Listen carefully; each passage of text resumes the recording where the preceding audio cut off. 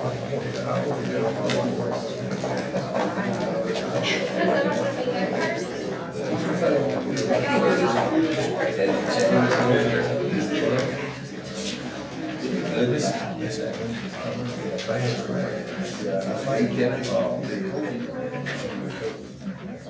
7 o'clock. We'll have a couple of members that are not here yet. I think they had an accident down the road and they can't get through. So that's not we're gonna do. But we're gonna go ahead and start. We want to welcome everybody here tonight. If you would, please stand for the pledge of allegiance and remain standing for a moment of silence, please. I pledge allegiance to the flag of the United States of America and to the republic for which it stands, one nation, under God, indivisible, with liberty and justice for all.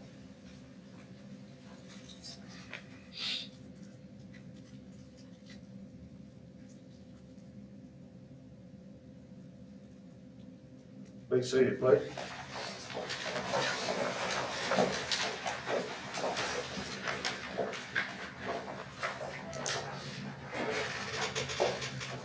First item we have is a motion to approve the agenda as presented. Do we have a motion to approve? Motion by Mr. Davidson, second by Mr. Shipley. Those in favor, aye. Aye. Opposed, no. Motion passed. Does anyone wish to have any additions to add to the agenda? Next is the consent agenda. Would anyone like to remove any item for discussion? If not, do we have a motion to approve? Motion by Mr. Farrell, second by Mr. Clark.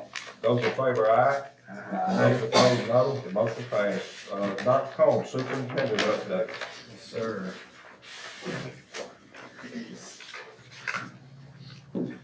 Good evening, everyone. Okay. My intro tonight will be brief.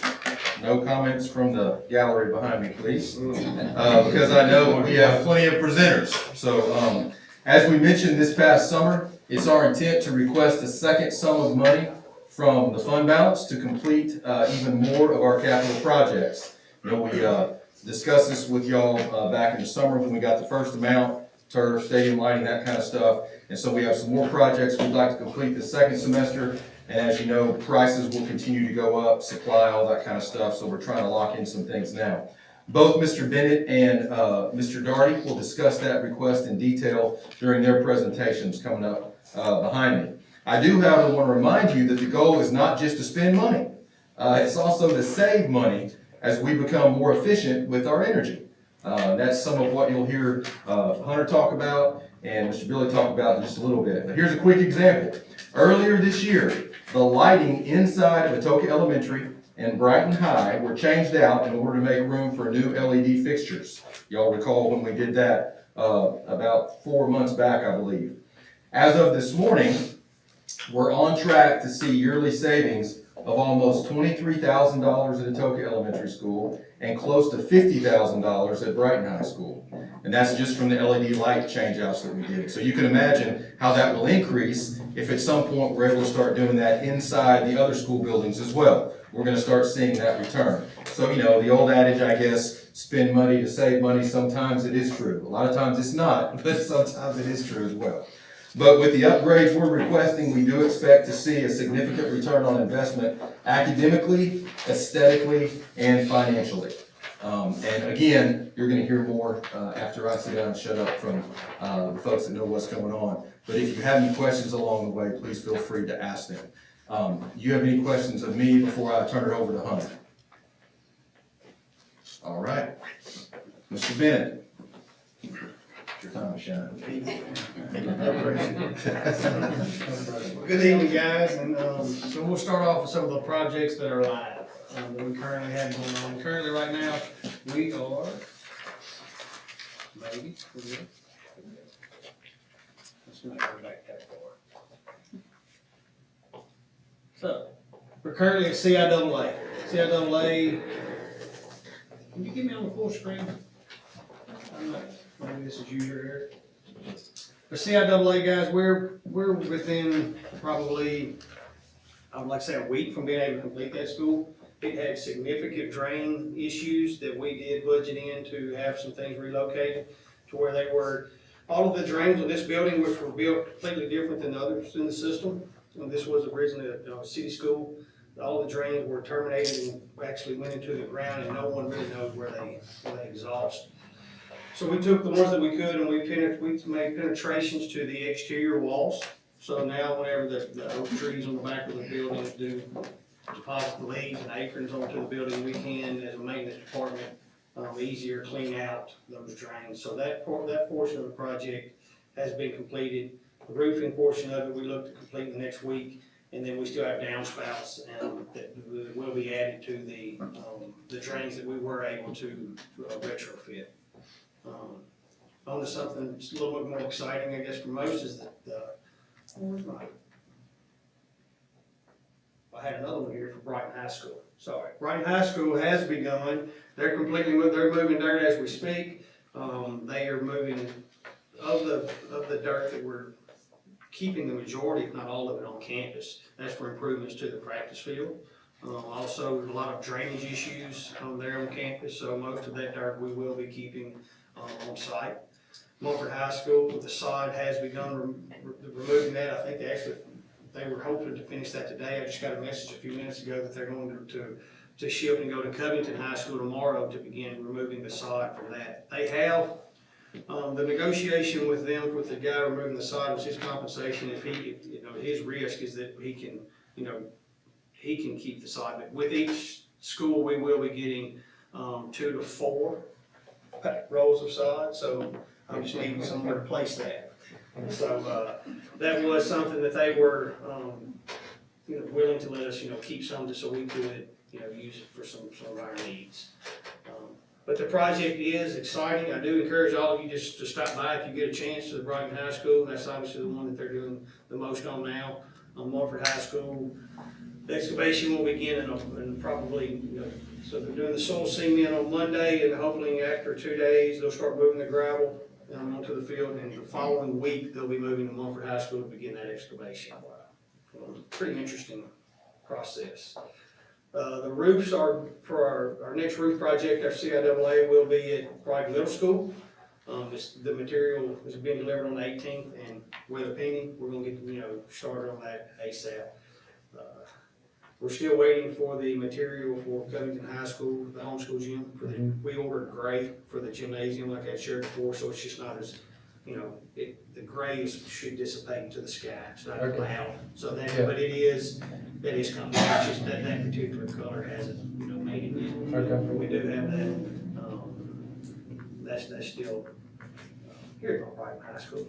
So the turf here, so guys, this is just some snapshots of the equipment. So they've saw cut the curb, they've poured the curb now. So this is where all of this water that supposedly we can take on 3 to 5 inches of rain, and within an hour we can play football or soccer, or a band can have whatever that is that they're having. So now, once the weather clears, we don't rain delay, you really just have to delay as long as the weather moves out.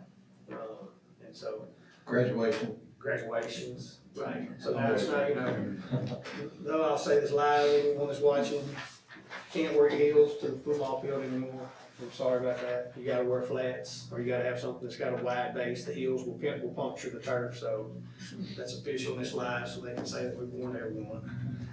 On to projects that aren't live, but something that is very much a topic that I hear about daily from our guys are our HVAC units, and this is part of our discussion for our fund budget, our requesting funds.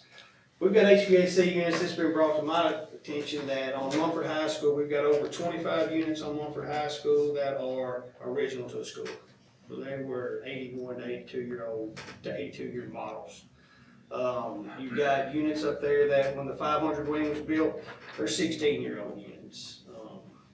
Drummond's has some original units. We had an analysis run to see what our return on investment for, if doing what we're going to propose this evening, that we would have a projected $500,000 annual return on energy bill with the replacements of the units that Billy will discuss as far as in our request.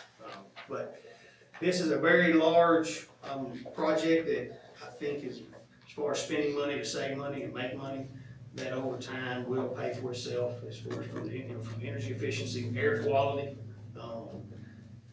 We've spent, I'll throw this one, up since July, we've spent $83,000 on parts alone, for HVAC repairs, and heat exchangers. That doesn't include, the labor or any of our, time going and getting parts. So, Is most of that labor in-house, your guys? yes, the majority of that. Now, there are times that we do have to reach out whenever we have to have, for the $83,000 we've spent, that, all of the labor associated with that was in-house. Yes. If we've had replacement units, our guys have been, willing to do as much as they possibly can. Sometimes we've had to reach out for, replacements and use outside contractors. But with the request, this evening, whenever Mr. Billy gets up here, it will be for, a total package that will include warranty, that will have parts replacements built into the request. And it's something that, if any of you guys have any questions, would like a tour of the building or the rooftops, just to see some of the units and what it is that our guys get daily calls for heating and air, feel free. I mean, we can set something up and definitely, answer any questions, that you guys may have. But it is a very large undertaking, but one that, again, I do believe that, such as the roofs, very much past due. So, as far as the HVAC, I'm gonna let Mr. Billy discuss money with you, but I will tell you that from an evaluation time and dealing with and talking with our foremen, they're very passionate about, what they can offer more to the system if they weren't stuck working on 40-year-old HVAC units. And so, the commercial units are different than the ones that we have at home. The ones we have at home don't really want to run that much. These commercial units run constant. So, just wanted some of those to keep that in mind as we do proceed, we do move forward with that request. Does anyone have any questions for me? I don't know if you covered this in the past, but, for the, attorney, is there any special training or expertise needed to take care of the, attorney?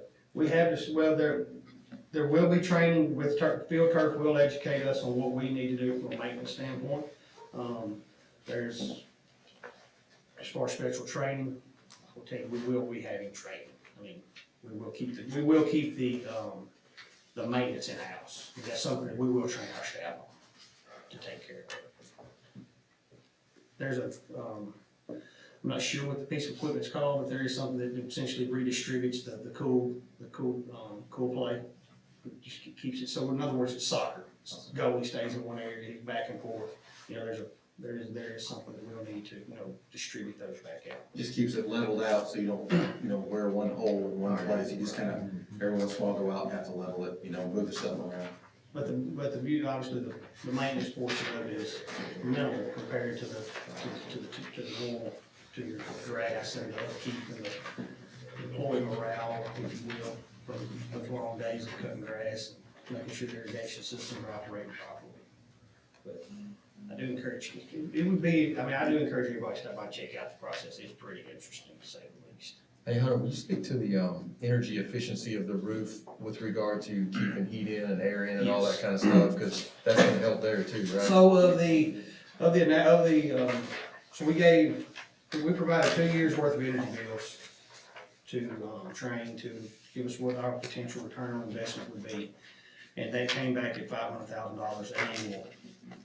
And that does not take into consideration that we did put new roofs. So within our old roofs, whenever we removed, and you saw pictures previously of where the deck was rotted out, the metal decking was rotted. Well, obviously, if that's rotted out, the energy efficiency of that roof is deteriorated, it's gone at that point.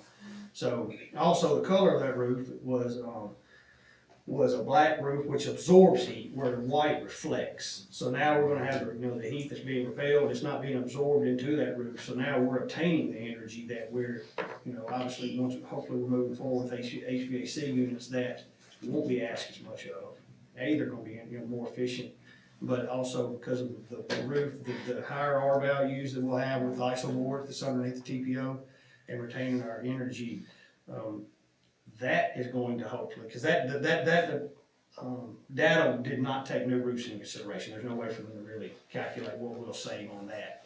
But I struggle with having with having a higher R value, with the heat being reflected and not being absorbed into the roof, that we should, see an even higher return on our investment with the new roofs. So, it's a lot to absorb and a lot to, there's things that haven't been discussed at a board meeting before. So, but thank you guys for this opportunity. I will tell you, it's very gratifying to be in the school system and walk around and, kind of do feel like a celebrity whenever they think that I'm the one doing all of this.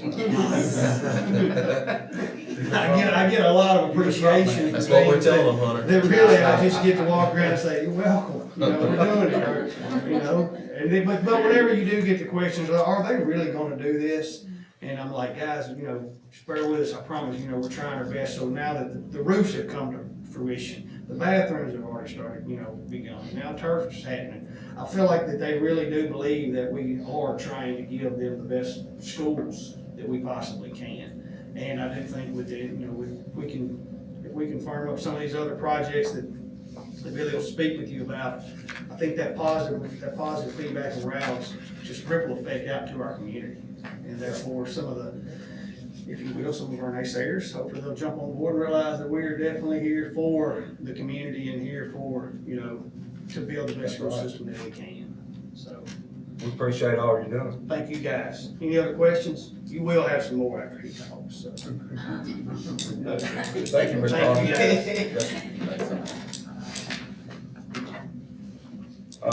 Dr. Bird, Director of Instruction, report. Thank you, Mr. Chairman.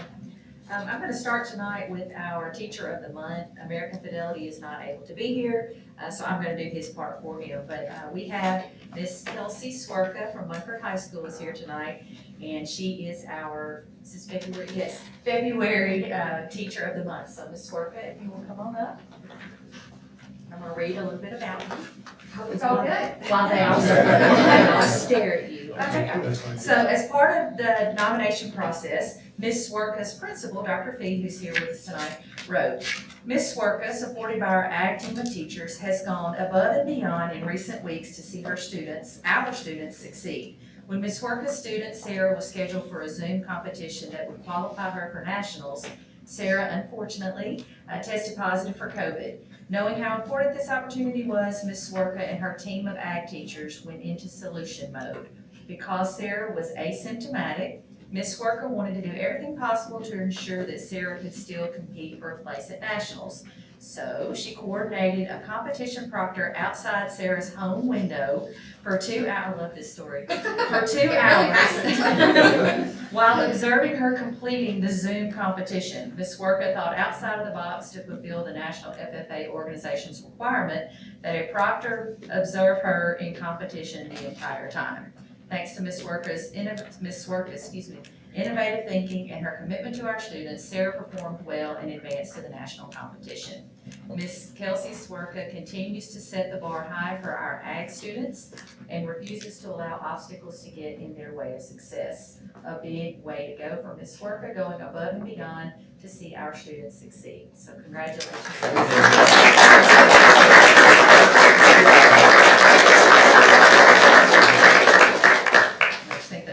And Kelsey's also a Tipton County School graduate. Yes, ma'am, absolutely. And responsibility. And responsibilities, that's right. In your packets, we provided you a copy of our 5-year strategic plan. I told you last month that we would give you an update, and we wanted to show the progress that we have made and are making in achieving the goals and action steps in that plan. You'll see there's a lot of highlighted items on there. Everything that's in yellow, those are considered works that are in progress, and the blue items are marked as complete, but not necessarily finished. We are going to continue to work on those things, and even though they're marked complete, they are considered ongoing. We are very proud of all of our accomplishments, as you all know. Since we began working on this strategic plan in 2019, it's almost time for us to start working on revising it, I'm sure. and we want to continue addressing and meeting the initiatives and goals that have been put in place. At this time, Ms. Lisa Bennett is going to come and recognize our pre-K through 5 teachers who have earned tenure this year, so I'll yield the floor to Ms. Bennett. Hey, how are you all tonight? I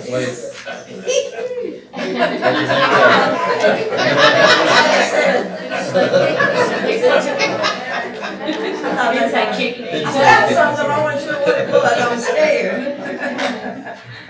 Well, good evening, I'm sorry, we caused all that excitement there.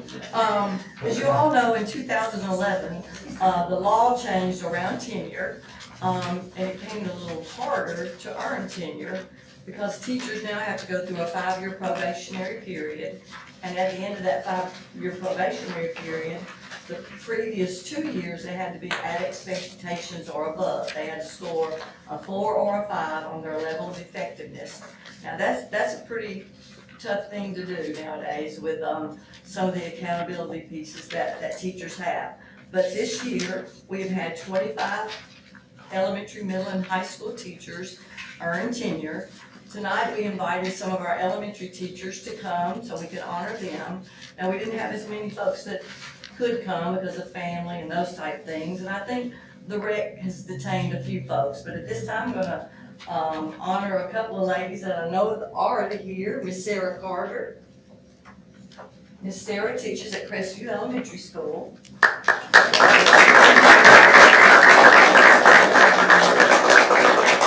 And Miss Donna Phillips, she teaches at Munford Elementary School.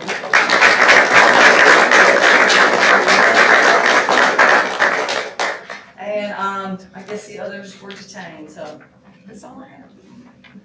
Thank you, Ms. Bennett. Congratulations on your tenure status, earning tenure. I wish they could all be here to get recognized, but we know that people have other commitments. And also, I've gotten a couple texts that there were people caught up in traffic, in the accident on 51. The last thing I have tonight, we have representatives from Munford High School. You know, we've heard from Brighton, we've heard from Covington, so tonight is Munford's night, and they are going to share with you all things ag at Munford High School. So I'm going to allow them to introduce themselves, and Mr. Chairman, this will be my last thing. I came for more than just the. Good evening, everybody. It really is an honor to represent Munford High School, but also the agriculture component of Tipton County Schools.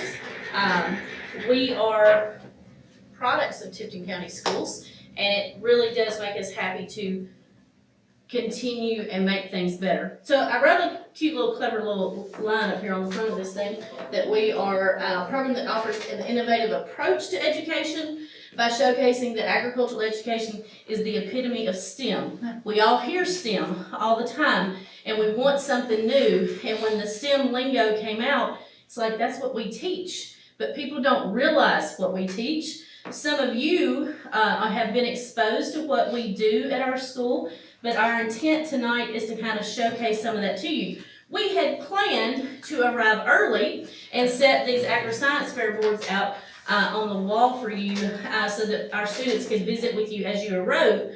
But we also got caught in the wreck on the highway, so we were doing good to get here on time. But there are so many programs and so many different aspects within it, so we just want to, and we know you don't want to listen to us because we can be very long-winded if necessary, but we will try to move that along because y'all don't want to hear that for links on end. So Ms. Worker's going to start. I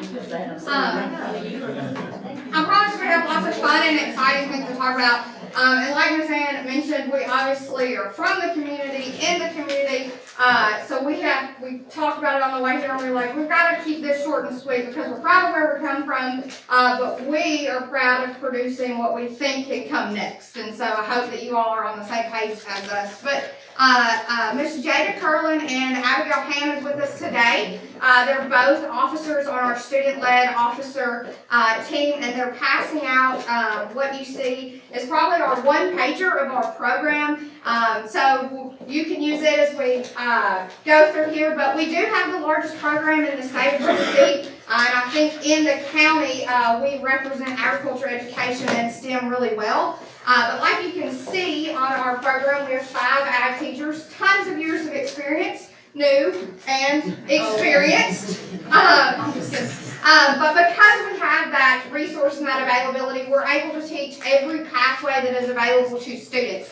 And when we're talking about pathways, we're talking about areas of content that can lead to whether that's secondary education or lead to work ready. We're all about that. So we have the pathways listed here. We have plant science, so that's our horticulture classes, food science, environmental, power, structural, and technical systems, social systems, and animal systems. So these are all lingos and really, I guess, state terms, so to speak, but in our world, really we like to make sure that our kids are getting that hands-on experience. So every single one of our classes, all 5 teachers actually have a lab connected to that. That's the fun thing that the kids get to do, but in reality, that's what's preparing them for real world and college and workforce. So for example, many of you probably remember just a few years back when we opened our Veterinary Science Lab. And that has evolved, and we're really proud of that because that's a partnership that we have with the Tipton County Animal Shelter. Just this past month, we've hit some big milestones. One doctor has met her 1,000th cat of spaying and neutering in Tipton County. We've taken kids to internships, but that's just minimal of what all we've been doing. Miss Ann has done a phenomenal job in our plant science area. We are evolving that as far as partnerships in our community.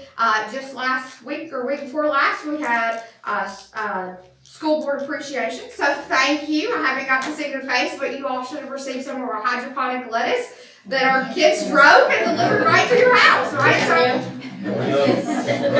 we love it. Yay!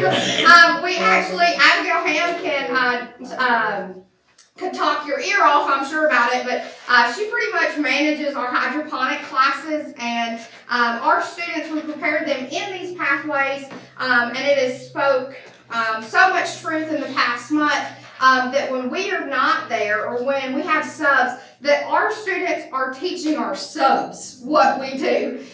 So there's a lot of skill that our kids are getting. And I am very appreciative that we're preparing those students to contribute back into our county. So, Okay, we're gonna get faster, I promise. sorry. So, industry certifications, EPSAs, you hear about that all the time. We offer 6 of them in our school. We use the partnership with ICUV Multimedia, an online platform. We do with veterinary science, we do with food science, natural resource management, personal finance. There are lots of things, but I wanted to specifically highlight we do these things and have been doing them for a long time. So because we are an established program, that leads us lots of opportunities. So this past year, Mr. Fair actually piloted the Ducks Unlimited Ecology industry certification when they were looking for schools to see if they could do it. They reached out to us, and so we were one of the pilot programs in the country to do that. So we do offer the 6. Each year, they group pictures of what they do when they get their, we post it all, and they send us a big placard of all the students. And it does mean something to them to accomplish something. As they're filling out their job applications, their resumes, they're proud of the fact that they do have something, and it came from our program or in our department, because other areas of the school, they don't get a chance to have an industry certification. I mean, English doesn't offer that right now in their industry cert. They can get their other accolades, but there are certain students that this means a lot to them. So we're proud to offer that. So it's the industry certifications and post-secondary kind of go hand in hand in our world. Obviously, we're big encouragers of that post-secondary education, but just recently Marcus Heaston contacted us, and we had some USDA representatives as well as TSU representatives come to the school. And that has led to some more partnerships, the most recent being with Poplar Grove Utility. And there are kids that need post-secondary and there are kids that need workforce. So the post-secondary institutions that we specifically partner with right now is we have the UT Martin. We offer 3 different classes with that, and that's going to be the plant science, animal science, and agriculture business. And actually, when I was in school, I piloted that program. So we like to try new things. And it's really advantageous for, say, little old Miss Kelsey Lumpkin to go to the University of Tennessee, and I've already got a year of credits underneath my belt. So being able to offer that is really to our advantage. But what is really most recent is our digital agronomy program that we're getting going, and I believe at all 3 schools, so partnering with Tipton County, where Mr. Fair is actually teaching that right now as well. So getting our kids ready for the world.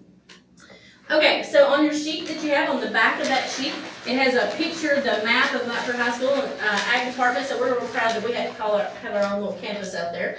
But I want you to understand this. We're going to take you on a virtual tour real quick because those of you that haven't been there, but that hands-on component is so important. I can preach to them and teach them all about making cuttings and how to do an EC meter to read the pH and the nutrient values of the hydroponics, but when they get up and walk there and do it, and then they see produce that they're actually raising, or they actually practice sutures on an apple or an orange or a banana, but then it's real, there's a different concept there. So please understand, the hands-on component in Tipton County schools is what is setting us apart from other school systems. So that's what's giving us an edge. So if I tell you nothing else tonight, please understand how important that is. So the real quick tour, Miss Abigail's home over there, Miss Kelsey very so eloquently and politely said, in the last month, it really shined.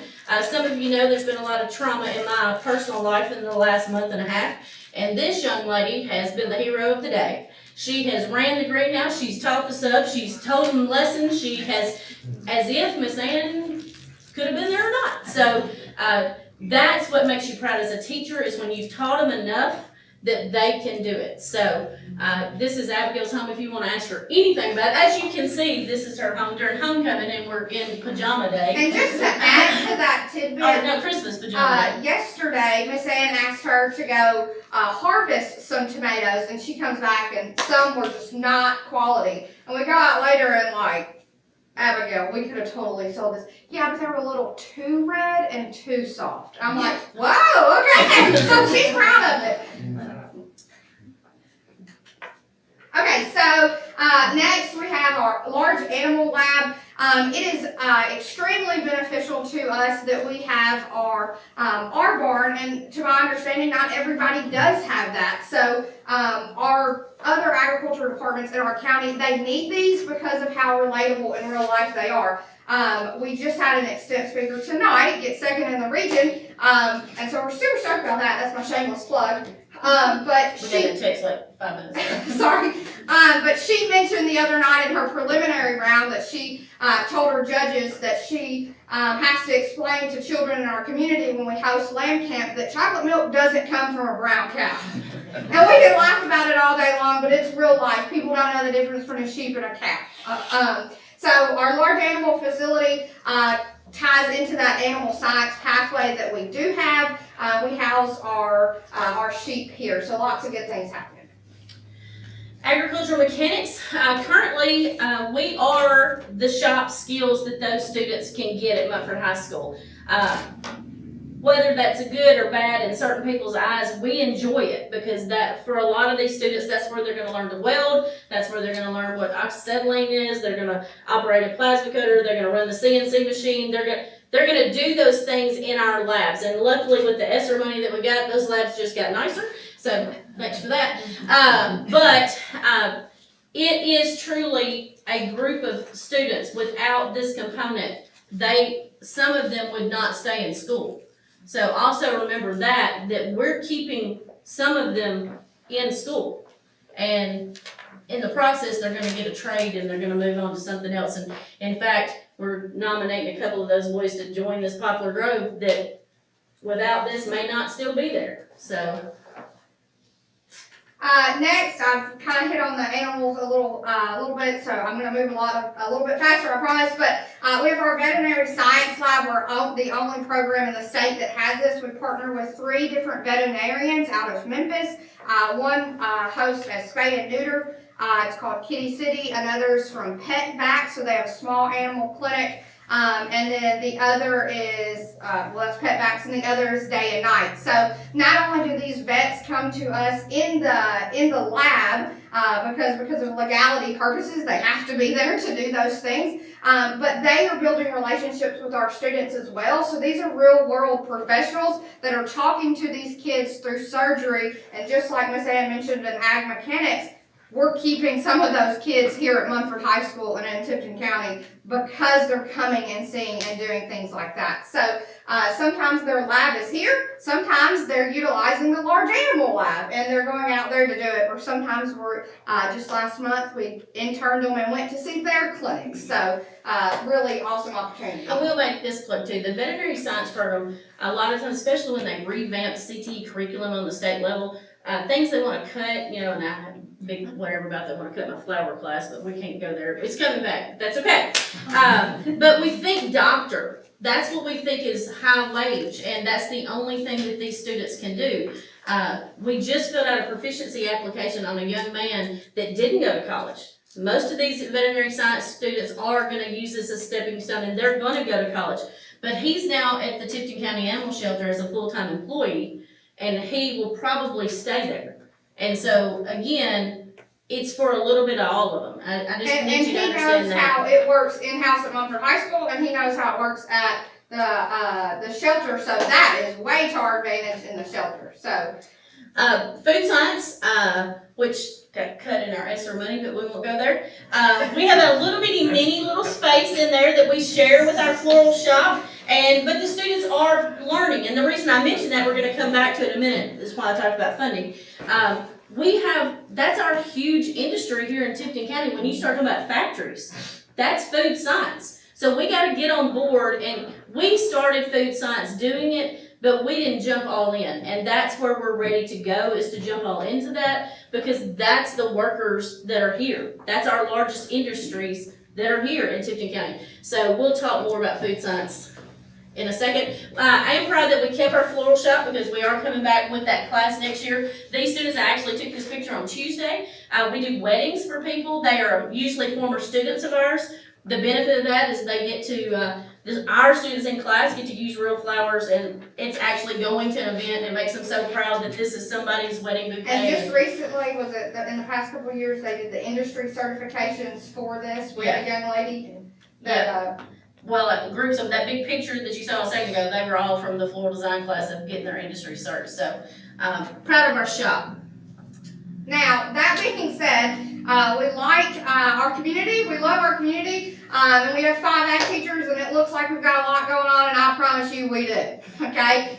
We've got a little graphic up here. We teach a third of the student body at Munford High School. We have 1,100 students, so a third of our student body is getting hands-on, real-world experience, and that's just to our advantage. Now, as we've mentioned, we are the largest CTE department, and so not only are those kids getting hands-on experience, but we're applying that to real life. Our agri-science boards that we brought with you today, that turns into an opportunity for students to learn in our classroom, and then tie that into an extracurricular activity.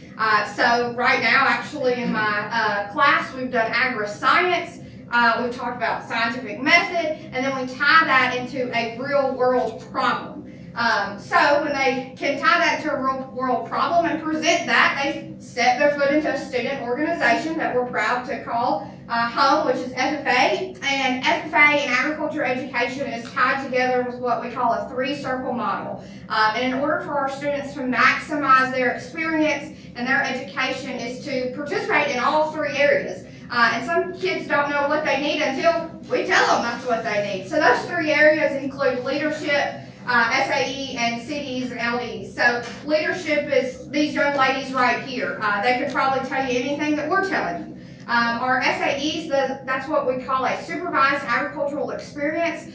We have kids in our community that are doing things outside of school that's preparing them for school, for secondary education and work as well. Or we help them to find an SAE so that they can do that. So those things outside the classroom. And the CD and LD, that's the fun competition world that we incorporate. But we are a 3-star chapter for over 20 years now, so that's the highest ranking that you can receive on the national level. And we've won West Tennessee regional champions for 3/4 of my lifespan. Might happen. You'll notice what you see of us in social media is the FFA component. And we wanted to focus tonight about what we're teaching in our classroom. You're gonna see this when you follow us. You're gonna see pictures of our kids succeeding, and we do not want to belittle that in any form or fashion. We are successful and we're proud of that. But a lot of people overlook or don't understand what we do on a day-to-day basis and that large number, that 448 students that are sitting at Mumford High School. We don't get here until we do the classroom work. Well, and I intentionally have little question marks up here on regional champions. I couldn't count them.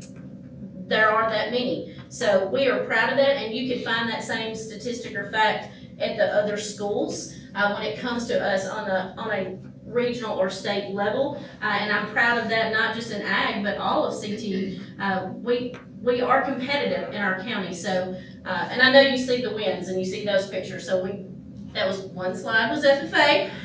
But what's coming soon? We came and met. Dr. Cummins made a proposal also about fund balance and money, and we are working on a farm fresh center that we would like to build, and that's part of your map of where it would go. The maintenance program is building a new facility at Munford Middle School, and it is virtually almost complete. So they'll be moving, and when they move, we can start working on this area of what we want to do.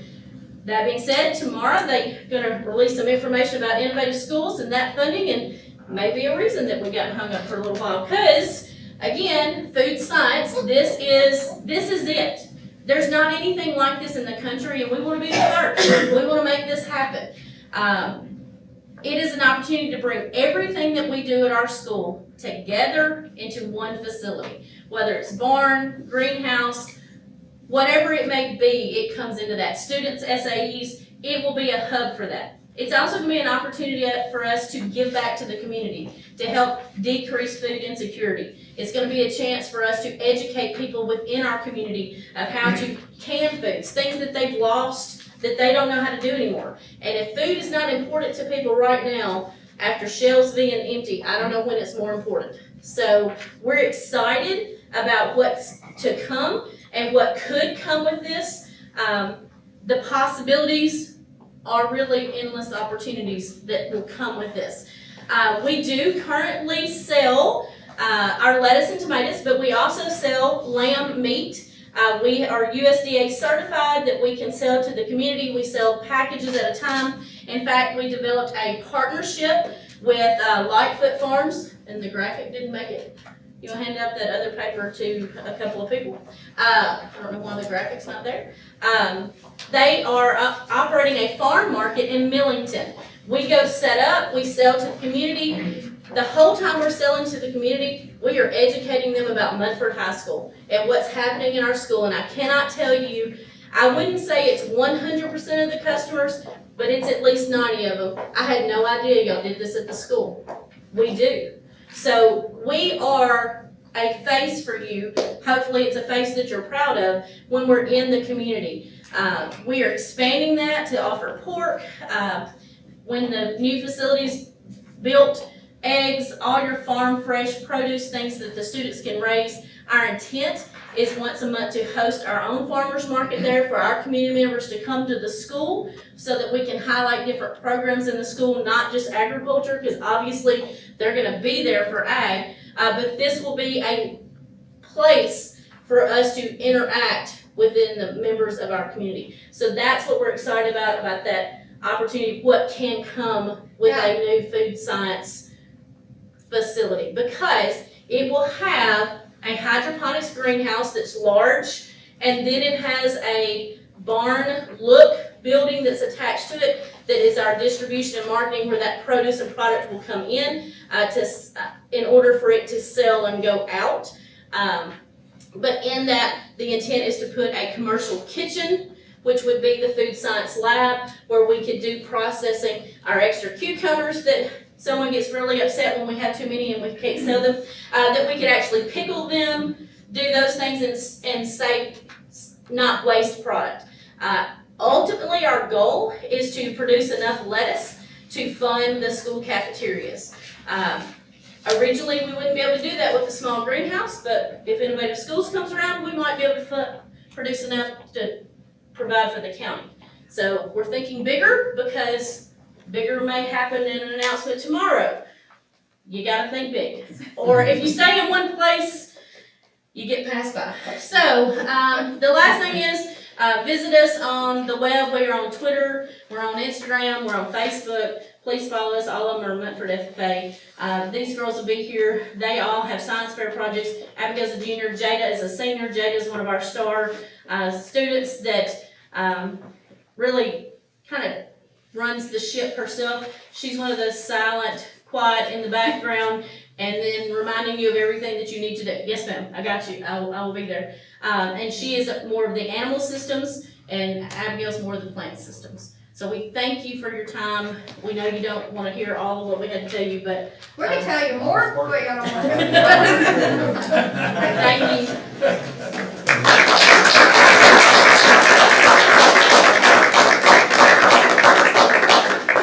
That was a lot of information, but it was great. It was fast and furious, right? It was great. I really enjoyed that.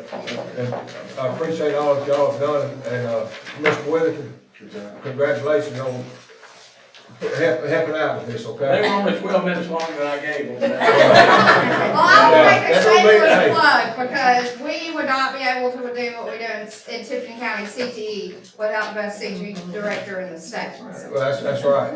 And Mr. I'll say this. Mr. Harder, we I'll give you talk 1 to- minute. We'll give you 1 minute. The reason I still work, my job is very simple, it really is. I have sharp, smart people that give me ideas. I said, you come up with some ideas, I'll try to help you with them, and that's what I do. Yeah. So it's easy. I just have a problem with everybody has good ideas, but I want so much money, so then I kinda get hammered on that, but we'll work on that later, Earl. Well, it's all good, I can say that, all of it. Dr. Fisher, Hey, it's hard to follow up with that. I'm gonna yield my Director of time to Operations. transportation. Okay. So that we can continue the bus bids, Okay. unless you have a question. Okay. Good evening, everyone. Hey, I'm Bill Vandiver, the Transportation Operations Manager. In y'all's packets, you should have 2 reports of bids. The first one I'm gonna go over is for the 72 passenger conventional buses. Our plan is to buy 5 of each, 5 of the conventional and 5 of the transit style. Find those. Our recommendation on the conventional is to go with Cumberland International. Prices on Cumberland and the other one was pretty close, but the International seemed to be a little bit better quality. We don't seem to have near as much maintenance issues out of the Internationals as some of the other ones.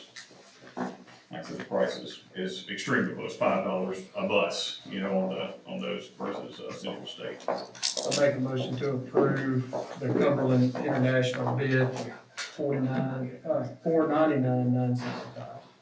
have a motion, do we have a second? Second by Mr. Farrell. Are there any questions about it? Those in favor say aye. Aye. Those opposed, no. Motion passed.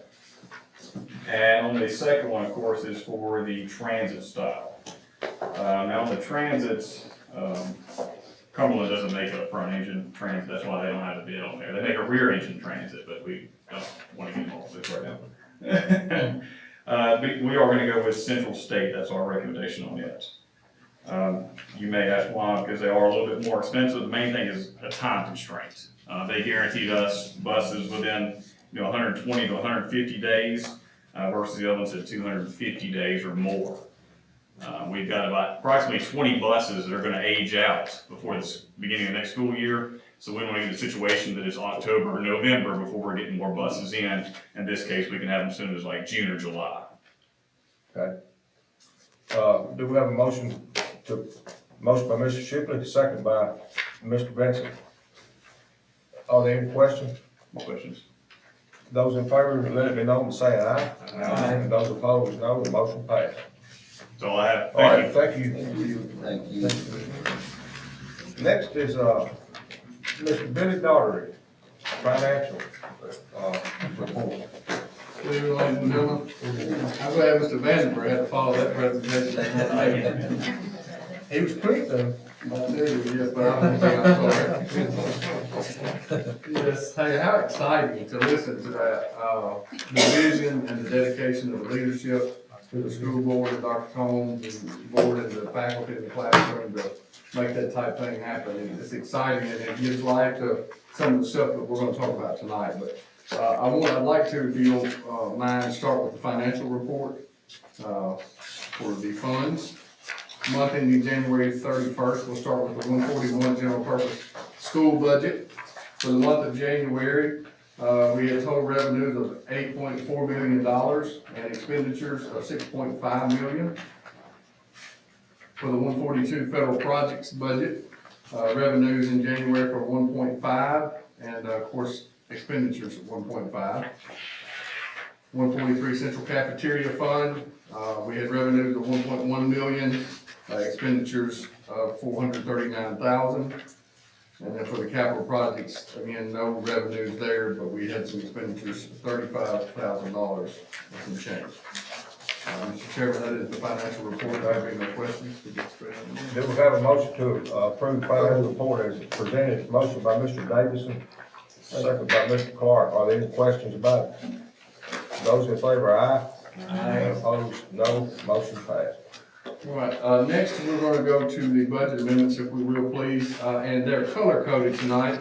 The 141 has an orange bar at the top left-hand corner. It looks like this. And so if you all can find that, it looks, this is landscape. And, we have just a few amendments there.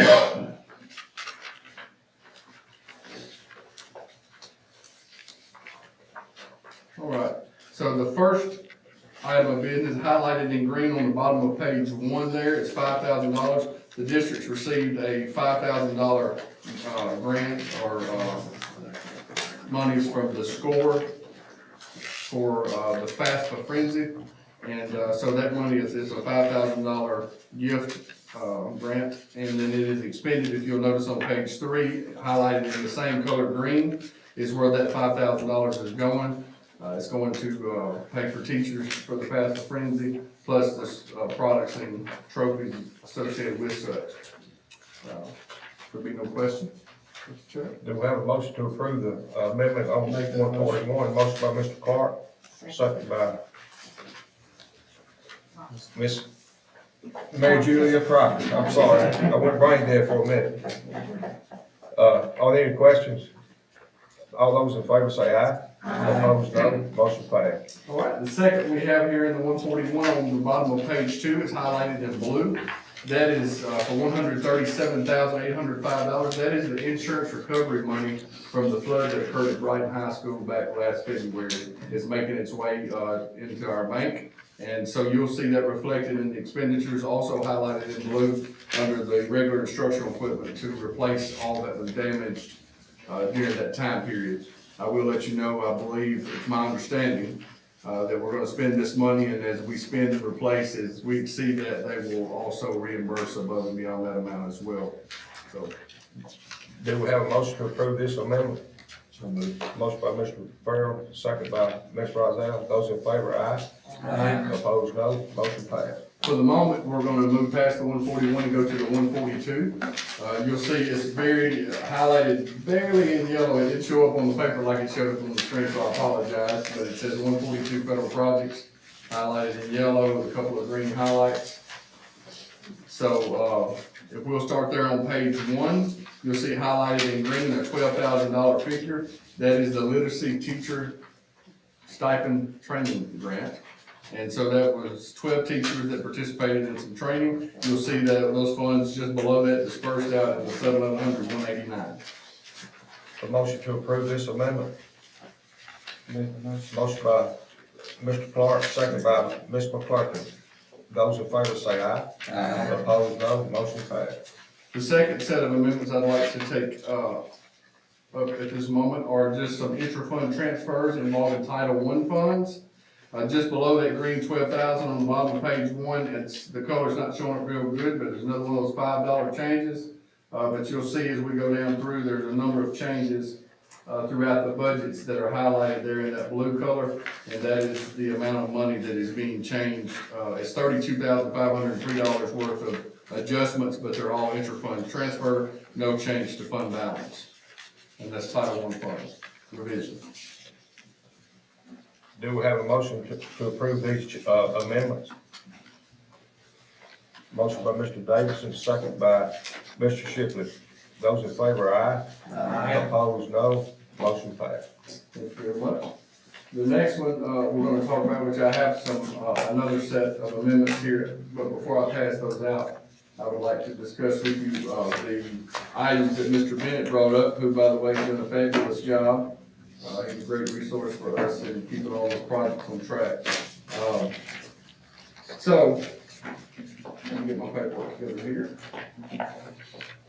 For ask. So Dr. Combs and I came to you back in August, as you'll remember, and we spoke to you about these capital improvement projects that we were doing. You all approved the transfer at that time of $4.5 million from fund balance into the capital improvement fund, and we have been spending that. However, one of the obstacles that we encountered is the increase in prices, difficulty in getting things shipped, so some of the prices went up.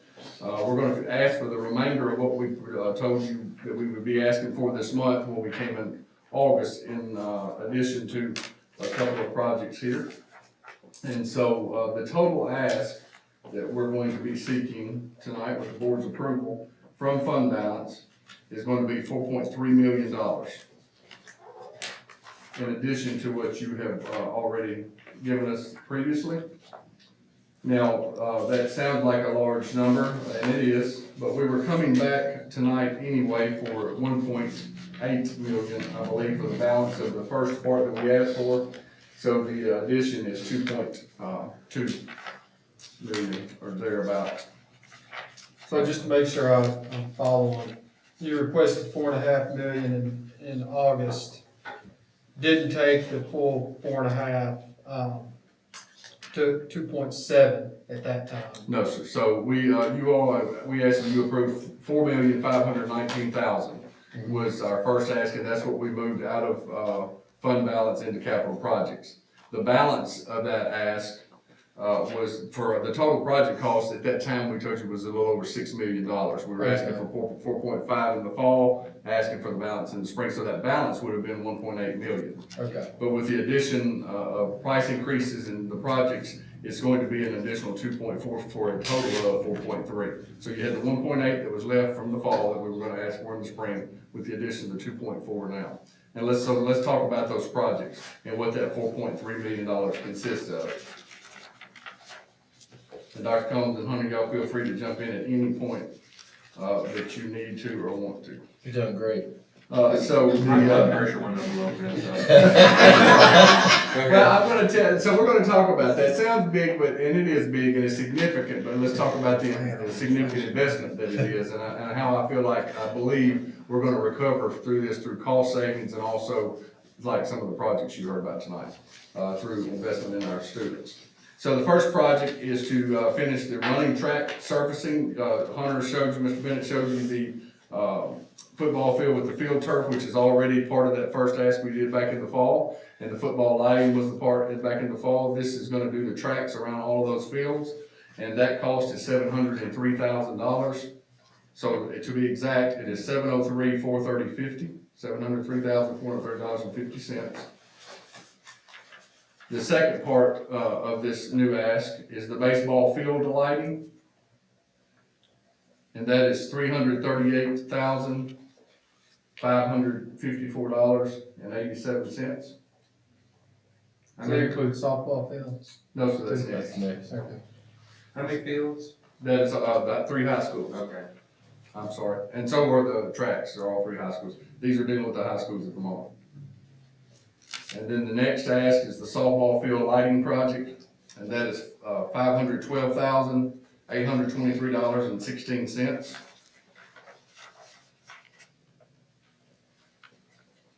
Why is that more?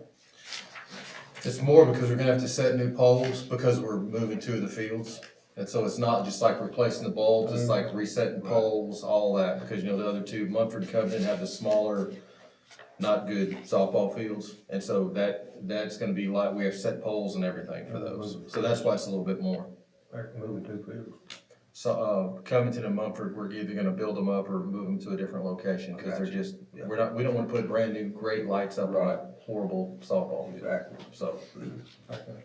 Will they go outside the baseball field? They come? Covington's will, we're not sure about Mumford yet, we're kind of talking to administration about that one. Okay. Yes, sir.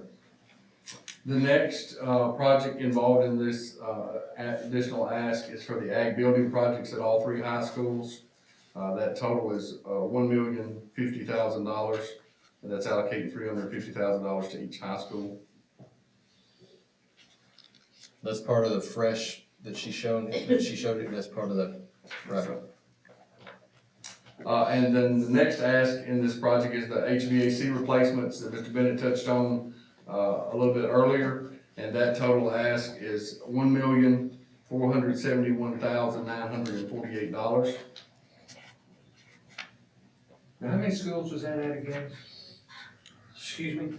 What, the HVAC? So that would actually be all schools minus, Austin P is not a part of that.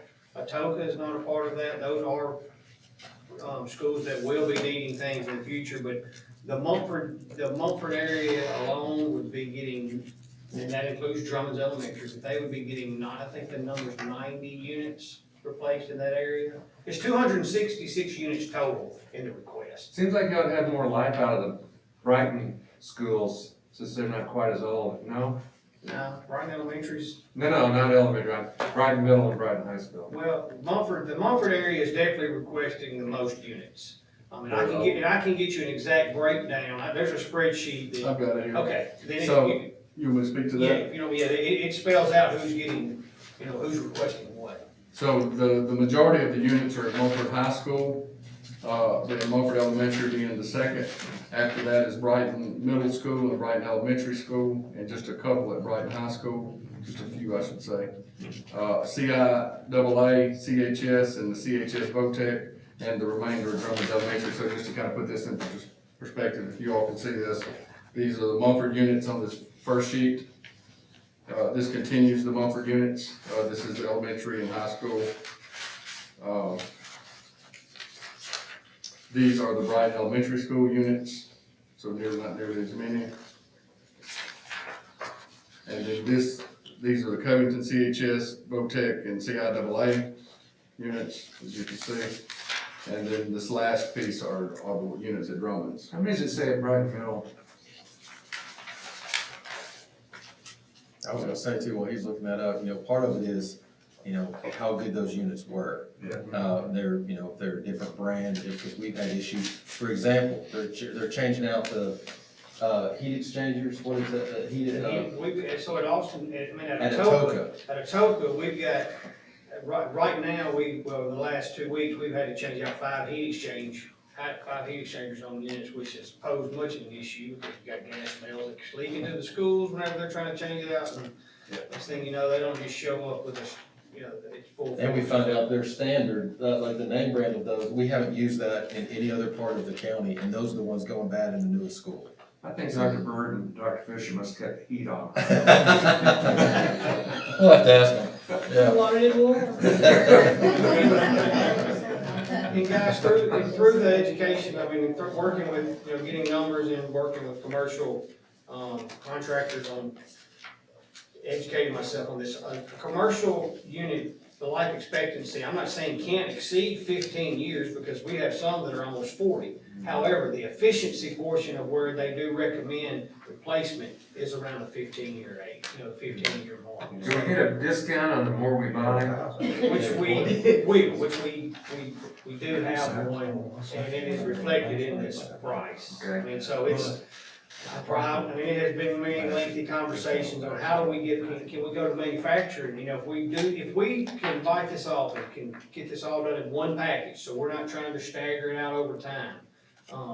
There's been significant savings come in by doing it, you know, if we take care of it all now. And that's where and that's also where the cost savings of potentially $500,000 a year came from doing all of these, you know, doing it now instead of staggering it out over, you know, out over. So the only way we're gonna save 500,000 a year is to replace 266 units. 266 units, 2 chillers, you know, as well as, there was a unit across my table today, one of the guys like, hey, I think this one needs to be replaced. I'm like, is it dead? I mean, I can't, you gotta stop at some point. I mean, we'll put that on the 5-year plan, but right now I can't, you know, they're like, they all need to be replaced. I'm like, How many total units in the county is it? I don't know that answer. I can get you that. You mean, how many are there, how many we talked about on here? Oh. Well, he's got 2 two million. years. Are we replacing a quarter of them, or are we replacing half of them? In Covington, I'm gonna say we're not replacing, I mean, the very short list in Covington. But in this area, in the Covington area, supposedly, we've also replaced more over time. But Mumford's got 90 plus. I bet we're replacing a third of Mumford's. Yes, I would say. Are we building a log of how old these units are? Do we have a number? They are lost. As a matter of, on the spreadsheet, and I can get you an age on every single unit that's being requested to be replaced. That is. Yeah, I mean, I don't wanna, obviously go put you out too much. If I follow the math right, we approved 6.3 million in August. Right? You went ahead and pulled 4.5 of that, leaving 1.8 to draw in the spring. Yes, sir. Everything except for the HVAC was supposed to be part of the 1.8. Is that right? Yes, sir. But inflation. Pretty much, yes, pretty much. It didn't So- include the cost increase on those other 2 softball fields, that was a little more, because we talked about moving it, but other than that, yes, sir. So from what we originally approved, we need $800,000 more to do what we originally talked about. That's probably. Well, you're gonna need 2.4 million in addition to, because of the price increases. Now, it would not have been that significant back in the fall. When we asked in August, these prices weren't this way. Now, we didn't have this HVAC project at that time, but to speak to some of what Mr. Bennett was saying, to answer some questions on that, there were 7 units in Black Middle School, Mr. Benson, that are on the list. So keep in mind, you all approved as a board, there's $4.1 million total HVAC projects. The ESSER has paid for 2.6 million of that, or is paying for 2.6 million of that. So that leaves locally us 1.4 million out of the total cost. And I mean, on a personal level, I replaced a 4-ton unit at my house. My house was built in 2003. I replaced the unit year before last. From a 10-seer 4-ton to a 16-seer, my energy bill went from $350 a month to $150 a month. And I just put that in perspective. I know that's not a commercial unit, but I put that in perspective on a school that's gotta be significant savings. What SEER rating are we going to? You're asking the wrong guy. Again, some of this the technology or the technical portions of these units, they're gonna be individual units, but I can provide you with that, but I don't know what the secret of that may be. But I can assure, probably from 1980, my unit was a 10-seer in 2003, so I can only imagine what they were in 1980. Of course, there's a commercial level as opposed to residential, and that's outside my wheelhouse. They may not even had SEER in That's exactly right. Well, it's had electricity. Well, that was another thing, one of the guys, Danny in Mumford there, that's what he mentioned, he's like, you know, some of the units that he's down here working on, they didn't have SEER, like they're so, and some, like I said, they're 81, 83 models. mean, that's when this building was built. Yes, exactly. I mean, so he's got 25 units on one building that are original to the building. And y'all keep this in mind too, we're talking about, much upgraded on filtration systems too. So, you know, the old ones that are blowing who knows what into the buildings that have been there since the building was built in 80-something, we're talking about a lot better filtration with these, you know, especially with, you know, sickness or just general allergies and everything else going on. It's gonna be better with that regard too. It ought to be a healthier addition. And so 1.4 million, think about it in this perspective, $1.4 million in addition to replace these units. $500,000 a year estimated savings. We've already in 7 months spent $83,000 on parts to replace the existing units, not to mention the labor costs associated with it. So I think we would be safe to estimate low side $600,000 for the year, probably $750,000, and we're asking for 1.4. I think in probably 2 to 3 years, you would see the savings on this along just in energy cost. And personnel and parts. Because not to mention, if we purchase these, they're under warranty for 5 years, so we're not buying parts and labor. And maintenance man can do something else. That's right, work on something else. HVAC. Instead of driving to Memphis 3 or 4 times a week to get parts for the units. Would these be under a service contract in any way, or what? We would be responsible for the maintenance of them, but it's for the general maintenance of those, yes. But as far as the, part of the servicing is they will have the technology to be able to control most of these remotely with the Bluetooth features, where instead of going up now and they'll go during the summer, they'll say go to Crestview Elementary, they'll change out every filter on the entire school in a day.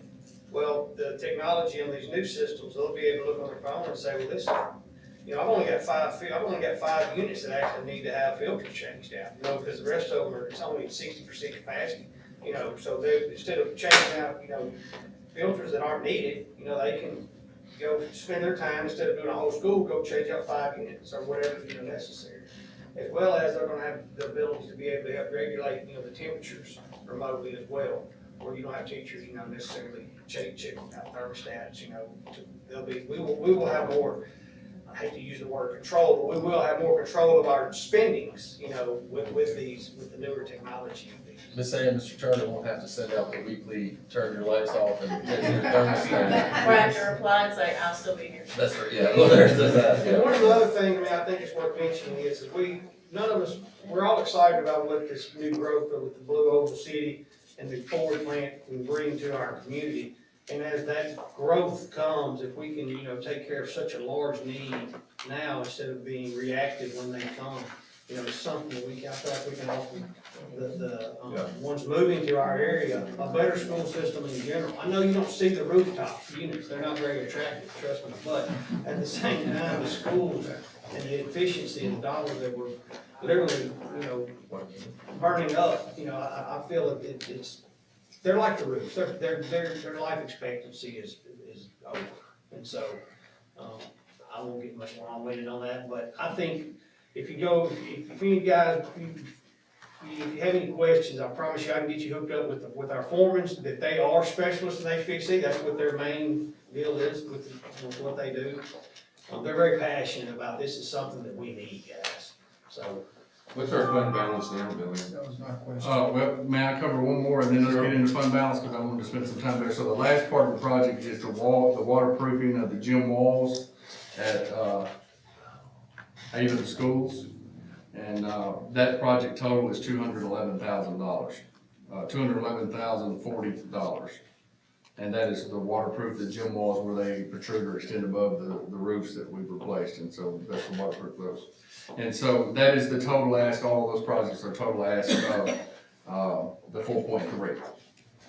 And that is with today's pricing, or this current price. So if we vote to say yay, we're gonna lock this in and we're not gonna. Well, we'll carry this to the county commission, the finance committee on, March the 7th, and the full body on March the 14th. And if it's approved there and finalized, and then yes, at March 14th, we can start encumbering, money to, do these projects. And so whatever price is good at that time period.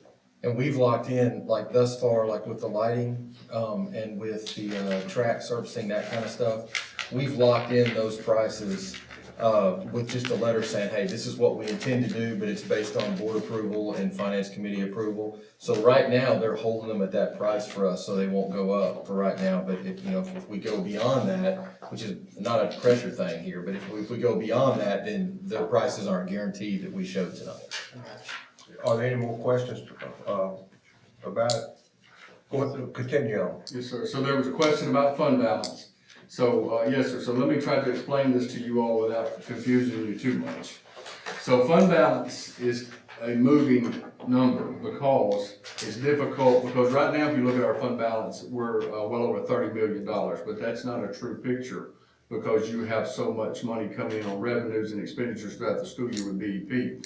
So the best time to take a look at fund balance is at the June 30th audit report, typically July and August after that, because there's no BEP funding cycling through, so that gives you a better picture.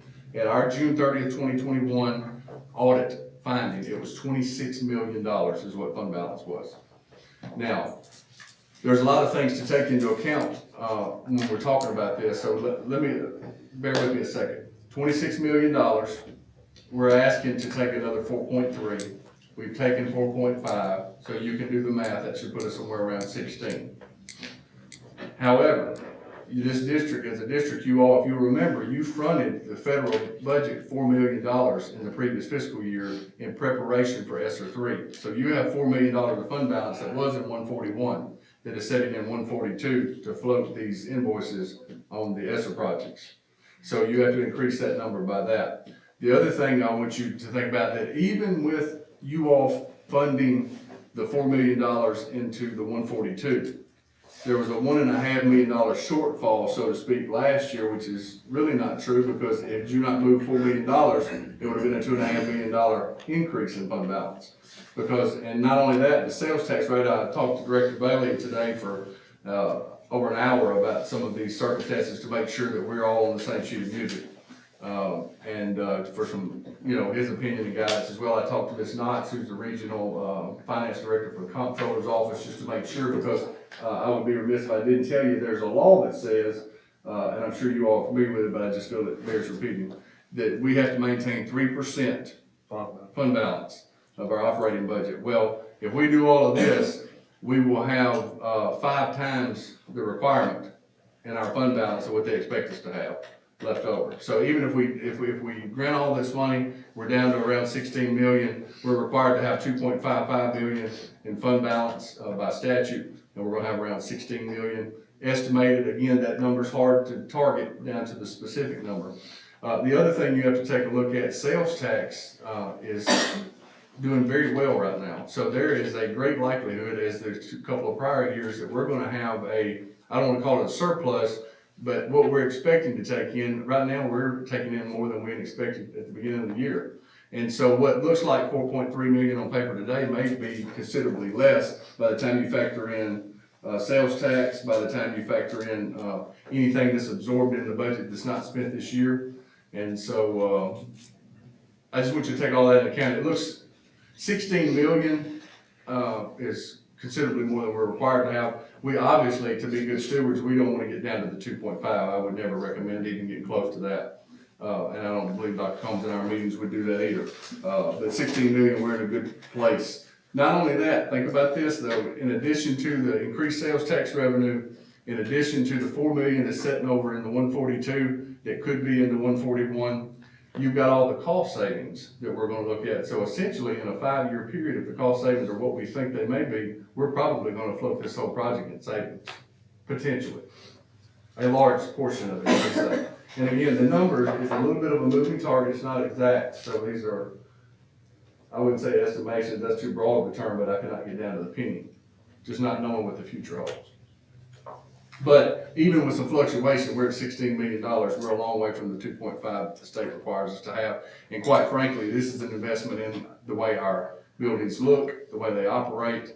You got to think, even when the lights aren't on, the heat and air is on. So that's important to think about with HVAC. And with the projects on the football field, we're going to have these beautiful fields. We want the tracks, around them to look as good. We've got the education piece with the ag buildings. We heard that wonderful presentation tonight that these schools can use for that as well. So there's just a lot of good things going on It's just gonna take some money up front. And these are projects, a lot of these are a long time coming. A 40-year-old or 30-year-old HVAC unit, we should expect it to replace that. That's all that, that's a blessing. Yes. So, and I'll be glad to answer more questions and sit down with you, or if you have more questions about fund balance. Obviously, let me remind you of this, I'm 7 months in, currently, so I'm still learning a lot about it. That's why I made a couple of phone calls today to make sure that, my opinion of it was not too far off, so that I wouldn't get us into any type of trouble. And, so I feel good about it, I feel great about it, and, I hope you do as well. So that's kind of the ask, and now if you all, I've created another set of amendments that reflect, or for the 141 that reflects the $4.3 million fund balance move to capital projects. If you all would like to consider that, I can pass that out, Mr. Chairman. You can pass it back. And I will say this too, y'all, and you know this by now about me and all this, but you know, this wasn't something we just whipped up yesterday. Oh, no. I mean, we've been working on this for a while. Me Don't and think Billy my and questions Hunter. are in opposition. No. It just, I think you wanted to I have can't spend information. $1.5 million without asking a few questions. My wife can't spend 20 without it. We are live. That's right. Sorry, honey. Real quick though, to help me understand, we Yes, talked sir. about 2.6 coming from ESSER and us putting in 1.4. That's on the HVAC project. Right. Yes, sir. Right. So these units aren't $5,500 a piece, they're 15,000 a piece? There are some that are 20,000. I mean, they're all, like, the ones in the gymnasium are much larger than the ones that are only gonna service in the classroom. Yeah. So, some are 5,500, some are 18 to 20,000. Along with this would be, we have to have curb adapters whenever so that's all included in this price as well as the ductwork that's coming out of the unit into the school. So we're not only, this isn't just a unit replacement, it's the new ductwork that feeds the school. I guess what I'm getting at though, is this isn't a $1.5 million project, it's a $4 million project. You just need $1.5 million to get it done. That's correct. Okay. Yes, to answer your question. Yes, and the other thing That's a good way to is, put it, actually. that is a very good way to put it. The other thing is, I don't wanna bore you with reading, so I didn't waste paper either, so I didn't make a bunch of copies in case you don't want it. This is available online. This is a 200-page document, which is the audit report, but I took out the part that deals with the school's fund balance and highlighted some things. I'm happy to pass that around. If you just wanna look, I highlighted it so you can look at it real quick to see where we were, and you can see that 4 million that you all put into 142. And, I'm just gonna pass that around if you don't mind. You can take a look. That has all the funds in it, but it shows you that as of June 30th where we were. And, I ran a couple of trial balances. I ran all the trial balances, for today. But again, like right now, our ending balance as of, our fund balance shows to be 33 million at January 31st. Again, that not being a true picture because of all the revenues and expenditures that are associated with that. The 26 million is a more accurate figure, in my opinion.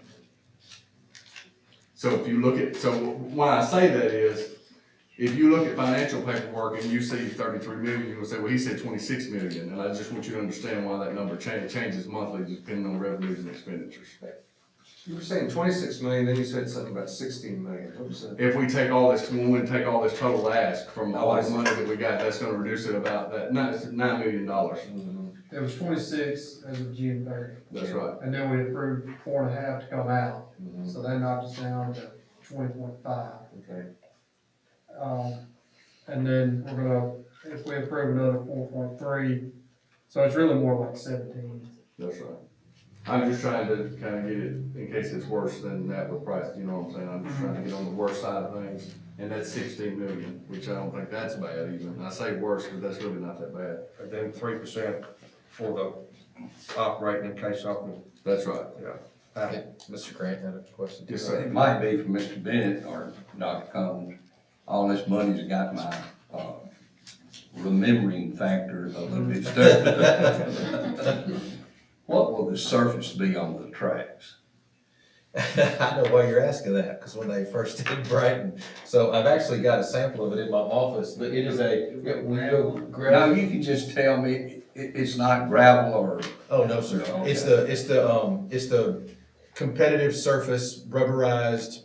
Thank you. Yes, sir. It's that. But now, there are like 15 different versions of that, depending on how much money you wanna spend. Right.